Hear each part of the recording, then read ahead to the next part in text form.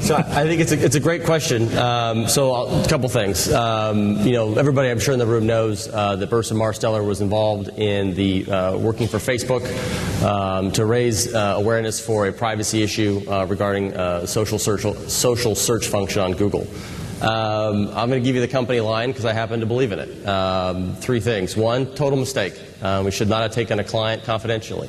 It was against our policies. We're a 56-year-old company with 2,300 employees working for 1,600 clients around the world. This was an isolated incident, and it's not representative of the work that we do. It was a mistake. It was a stupid mistake because it didn't need to be done. The story actually stood on its own. All you had to do is have someone log into Gmail and see for themselves how the social aggregation was working.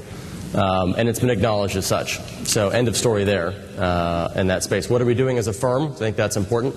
A new ethics sheet went out to all employees worldwide yesterday to have them all re-sign it and remind them all of what we stand for in this industry as public relations professionals, the guidelines that we hold up to. I think that's important. And then I would simply say judge us on the work that we do from here. Well said. All right. Good provocative Q&A here. Let's keep it going. What else you guys got for us? Hi, my name is Danielle Probst, and I had a question that sort of relates to some of the things you guys were talking about earlier, privacy and content.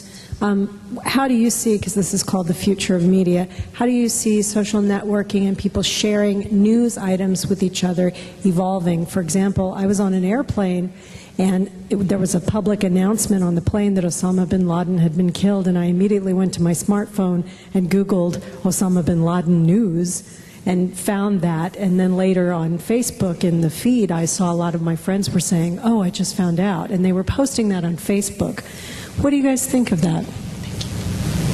Well, I think as a content company, it just helps us. I mean, we get things out as quick as we possibly can. I mean, it's just more places, I don't know.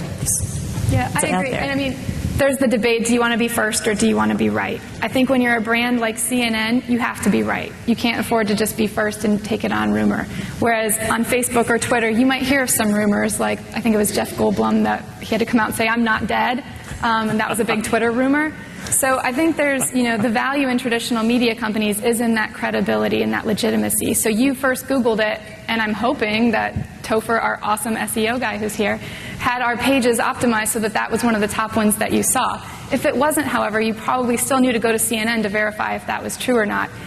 If you went to Facebook first, you might be looking at what stories your friends are posting, but I know I've been getting a lot of weird spam links as well, so you might still want to back that up with traditional media. So I agree, it really only helps us and really just further positions these traditional media companies as credible sources.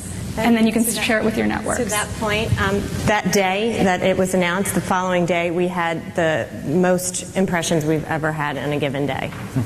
It's fascinating. I think if you go back a generation, you would find out that bit of news when you got home from work at 5:30 before dinner watching the nightly news. And that was that moment.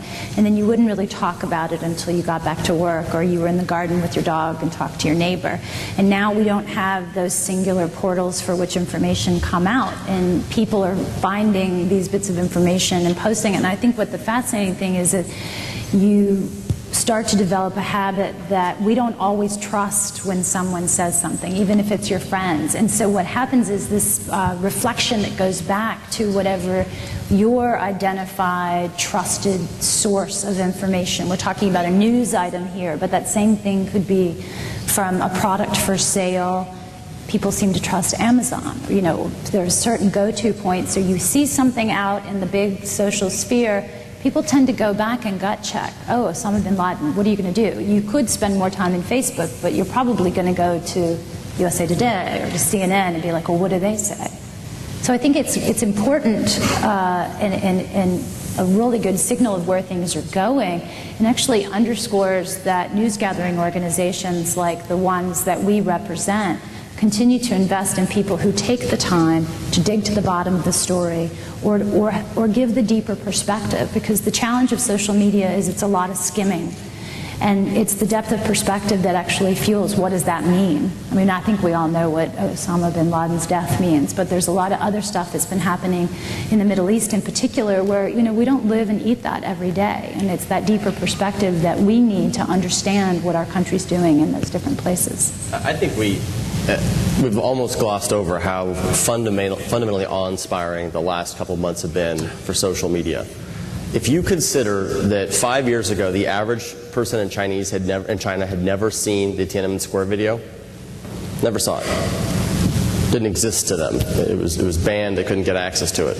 That's how complete in control that government had over information about something that we basically now read in our textbooks. That just didn't occur in their history. That opportunity is gone now. And I think that the ripple effect that this has sent to dictators, to people that want to control the media around the world, we have just seen the tip of the iceberg on this.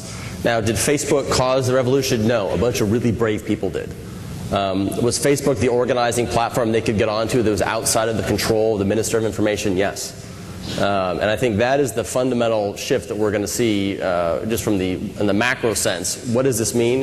It means a lot more sources of information, a lot more onus on us to make sure that it's not, Jeff Goldblum is dead, that the facts are actually right. A heck of a lot more onus on the people to my right and left to make sure that in their zeal to be first, they don't get it wrong. Because the imprimatur of credibility they slap on something, once Rick Sanchez used to read a tweet on CNN, would send it around the world pretty quickly and make it news. But I don't bemoan the spread at all. I think it's one of the most amazing things that we've seen in our lifetime. So I saw a reference the other day that someone referred to the bin Laden situation as Twitter's CNN moment, where it was an interesting metaphor for me. But I do think that the new media, the social media, is transforming the way we consume all this information. And hopefully, as consumers are wiser to know where the truth is and what's rumor and speculation. And just tying it back to what you were just saying, two of the trending topics that night were hashtag, I think, CNN TV and watching CNN and Wolf Blitzer. So it just goes to show the power, kind of the full circle, it all connects back. I actually did not know that. That's a great way to tie that all together. So what you're describing is a wonderfully building ecosystem where all these media types come together actually rather than friend or foe question. Very nice. Do we have any other questions? Yeah, not to revisit a fun topic, but on paywalls, a comment first. Oh my gosh. You just want to give us boxing gloves, admit it. And I'm from I'm in the newspaper business, but I think paywalls and the older generation of newspaper people, the ones that think it'll work, we're trying to fit an old business model into a new technology, and I don't think it'll work. I hope it does. It would help us all a lot, but I don't think it will.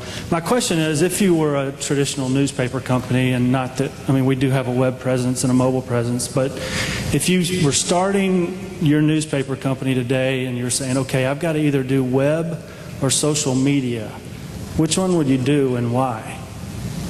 And that's web or social media? Do what? You say if you could do web or social media? Yeah, if you could either do Facebook and Twitter or you could do only web. I'm interested. I have heard of folks that are just doing social media, have put their media companies only on Facebook. And I know there's a huge relationship between the two, but if you could only do one, which one and why? Well, I think like Dallas was saying, the people have definitely spoken. People are using Facebook in masses. And so, if it was really, I love playing these kind of games because it's like an absolute world, but it's not the real world. But if you had to pick one, if I was starting a newspaper tomorrow and I could only be in Facebook and Twitter or just the web, I would publish in Facebook.